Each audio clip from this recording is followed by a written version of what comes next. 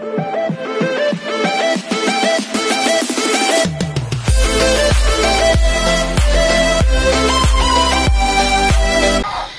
everyone, this is KJ Vlogs, a Filipino reactor beast here in Kingdom, Saudi Arabia, and welcome back to my channel. Ang kitagad gawa natin ito reaction video, ang Barda compilation, but then again, mag-i-Instagram raid muna tayo for today's video. Busy tayo, nasa nasa momentum na ako, tapos na yung birthday blues ko for today's video. Maraming salamat sa lahat ng mga bumate. Pero dito muna tayo, gusto ko lang i-differentiate din ang pag-flex ni Barbie kay Jameson na sinasabi ng mga Barson. Dear, hindi nyo alam kung anong ibig sabihin ng pag-flex. Kung flinex nga talaga ni Barbie si Jameson, dapat sa kay Barbie mismo account nang galing. Okay? Dapat sa kay Barbie mismo nang galing na account at siya mismo ang nag-post sa kanyang account for today's video. Pero wala tayong nakitang ganun. So, meaning to say, hindi niya piniflex. Anong piniklaim ninyo na piniflex ni Barbie si Jameson? Saan ang gagaling yun? Ang mga litratong nakikita natin for today's video is nanggaling yun sa mga, what do you call this? Nanggaling yun sa mga fans na, or sa mga sa mga casual na mga tao doon sa event ng running or jogging nila doon for today's video. Alam nyo, bago kayo bumuka ang bibig, ipaki-differentiate naman at saka huwag kayong paki-differentiate ng yung ibig sabihin nyo ng flex. Hindi nyo alam, maigamit nyo lang talaga ang word. Magamit nyo lang talaga ang word. Hindi nyo alam kung anong ibig sabihin for today's video. Tsaka please, paki-differentiate naman yung mga kung ano ibig sabihin ng dilulu and everything. Tsaka huwag kayong maging one-sided, ha? Ayan na, huwag kayong maging one-sided. Tigilan nyo ako sa pagiging one-sided ninyo. One-sided kayo, ha?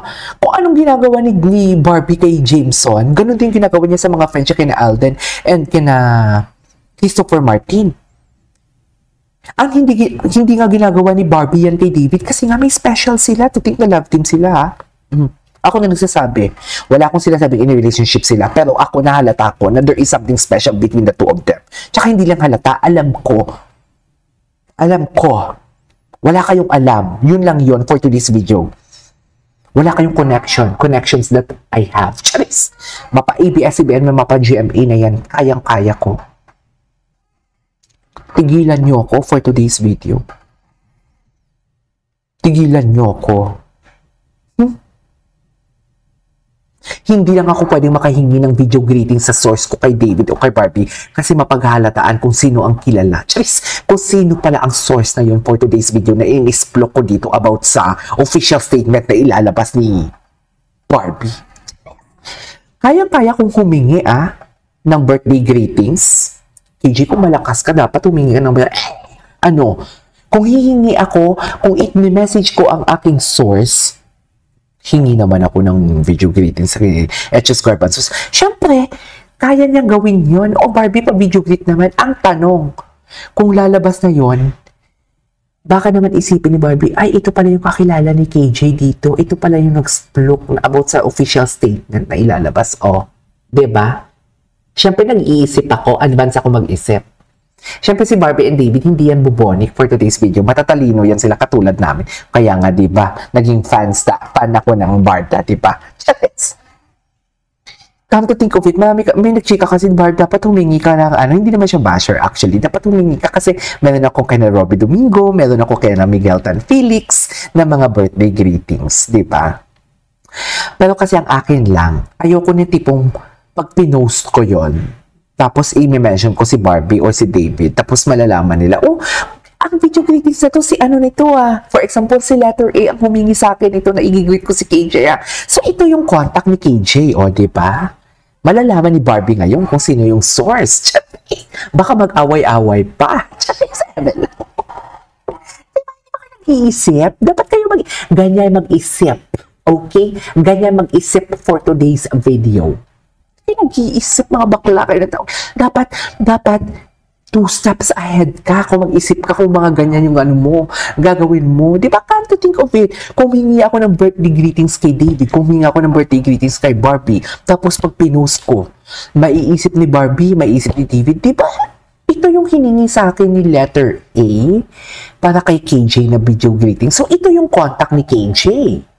So, lahat ng mga kwento ni KJ na nalalaman ni KJ, sa kanya nang gagaling. Charis, gets nyo ba yon? Kaya hindi na tayo humingi ng mga pa-birthday greetings and everything na yan. Mapaklak kayong tao. Hindi talaga kayo nag-iisip. Dapat KJ inutusan sa kanila. Bakla kayo ng taon, di kawawa naman yung inutusan. Yun yung pag-iisipan ni Barbie. Ay, ito pala yung contact ni KJ for today's video. Diba? Wala kayong kawala. Kaya dapat kung mag-isip kayo, yung tipong alam mo yung tipong dapat meron dito, meron doon. Lahat win-weigh ang situation. Kung ano yung possibilities na mangyayari. Anyways, dito po muna tayo. Ay, loko. Dear, galit tayo sa mga magnanakaw, ha? Kaya galit ako sa mga sinungaling kasi kapatid yan ang magnanakaw. Ito mga fake news peddlers, sinungaling yan. Mga magnanakaw yan sila. Charis! Ninanakaw nga nila yung viewers ni Madam Pikwa. Charis, lalapit. Ito audacity na pupunta ka dun sa live ni Madam Pikwa at maghasik ng lagim? Oh my God, sino ka? Diyos ko. Tapos, yung itsura mo, ganyan pala, no? Tapos, sasabihin mo kay David, hinahamon mo pa si David. Diyos ko, day. Utang na loob. Mas maganda pa ako sa'yo. Ang dami pa lang tao kahapon, no? Ng katotohanan.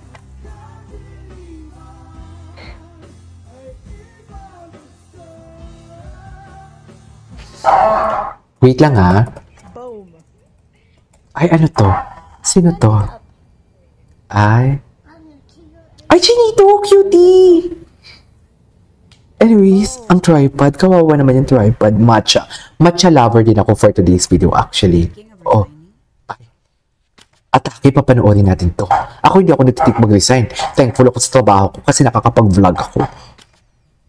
I do not dream of labor. Gabi ka naman. Ano? Sino bang gustong mamuhay na puro trabaho? True, actually. Hindi mo deserve. At ma-exploit at work. Huy? Isip-isip din. Ayan. Saan ka pupulutin pagkatapos ng last day mo? Sige nga. In this type of economy? With this job market? Come on, girl. Wake up. Intayin mo man lang ang 13th month mo at least. Marami. Gamitin mo ang weekends mo ng wise. Ay.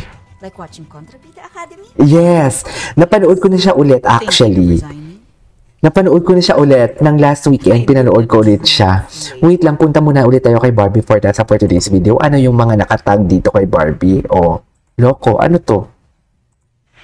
Ay, atake si Barbie dyan for today's video. Diba? Wala nga pag-flex for today's video. Punta tayo kay David Licauco para makapag-proceed tayo sa TikTok. Ay, ano itong story ni David? Ay, galit si Ginoo. Pumunta nga si Ginoo sa dito. Nakisali nga siya for today's video. Pinagkakaguluhan siya. Ay, parehas pa talaga sila ng music ni Barbie. Pero syempre, hindi natin bibigyan ng kahulugan yan. Hindi natin bibigyan ng kahulugan yan kasi maraming artistang gumamit din yan ng ganyang music. Wait, sino ang mga nag-likes for today's video? Okay. Ay, ang weird lang kasi itong si Pao, fina-follow ko to si Pao pero bakit hindi lumalabas dito kay David? Ano yun? Naka-hide? Anyways, do not steal. Pero kung pang-date, putas. Ang cutie! Ang cutie. Tignan natin to sa mga tags. Ay, si Justin Yu. Kasama pala na si Justin Yu. Ay, sana all.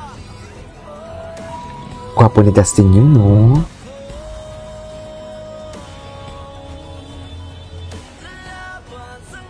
Ay, si Babot. Kapatid Device. Marami pa ba? David Licauco nyo. Buti pa si Ginoo. David, kasi wala kami dyan, David. Ang gwapo. Gwapo ni David. Yan yung may paninindigan. Diba?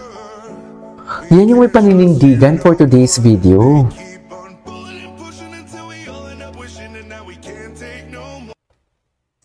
Okay. What's next? Ay, naputol na. Wala na. Ay, ang gwapo naman ng Ginoo. Ang gwapo naman. Gwapo ni Dustin, no? Ang daming artista, ha? Ay, hello. Gwapo ni Dustin. Anyways, punta na tayo sa TikTok. This is KJ Vlogs. See you on my next vlog. Bye!